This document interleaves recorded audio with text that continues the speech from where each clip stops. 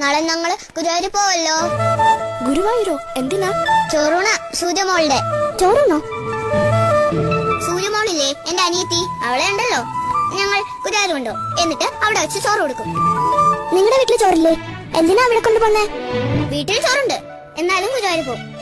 അവിടെയാണ് സൂര്യമോളുടെ ചോറുണ്ട്. എവിടെയാ ഗുരുവായൂർ? ഒത്തിരി ദൂരെ ദൂരെ ദൂരെ ദൂരെ. എങ്ങനെയാ പോണേ? ബസ്സിലാ? ബസ്സിലൊന്നും അല്ലെന്നേ, കാറിലാ. എന്റെ അച്ഛൻ കാറുണ്ടല്ലോ.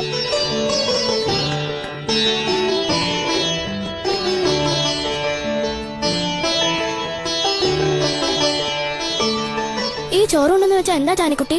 അതോ, ചോറുണ്ടെന്ന് വെച്ചാൽ ചോറും സാമ്പാറും തൈരും പപ്പടവും എല്ലാം കൂടെ കുഴച്ചുരുട്ടി സൂര്യമോൾക്ക് തിന്നാൻ കൊടുക്കും. അതാ.